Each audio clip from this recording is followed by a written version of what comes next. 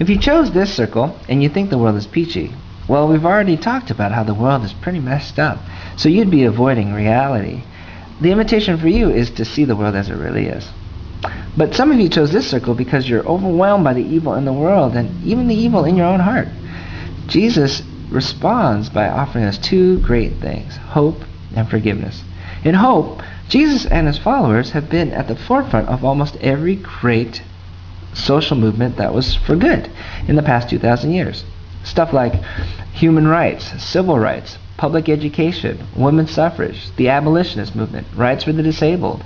These are all things that were spearheaded by Christians. The only exception that I can think of is Gandhi and nonviolent resistance. But even he got his idea from Jesus and the Sermon on the Mount. Jesus and his followers have been on this movement for the past 2,000 years, and in the end of time, we will all live in a world where this evil no longer exists. That's the hope. But there's also forgiveness. We all know the junk in our hearts, and through Jesus and the cross and his resurrection, he offers us forgiveness so that we can join this movement without guilt or shame. Some of us chose this circle because we're followers of Jesus, but we're not a part of this, healing the world.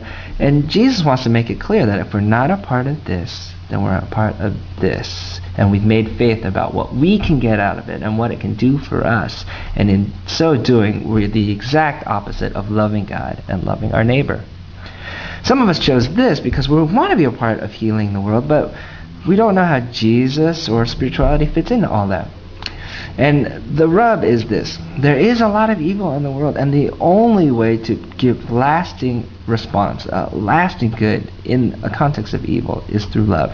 We can't do it through our anger, we can't do it through our hatred, we can't do it through our pride or our fears. We have to do it through love. And Jesus, in his love for us, offers us a chance to be fully loved in ourselves, and in that, for that to spread out into our relationships and in our attitude toward the world. And so through Jesus, we can become the greatest lovers on the planet, and in so doing, we can bring the greatest amount of good. No matter which circle you chose, Jesus wants us to respond in two ways. First, he wants us to have a change of mind, a complete shift in perspective, to say that we don't want to live like this anymore, and we see it your way, and we ask Jesus for forgiveness. We're sorry for living this way.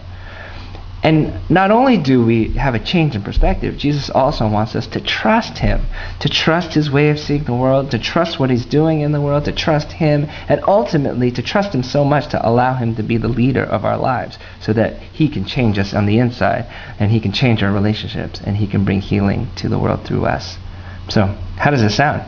Do you want Jesus to be the leader of your life?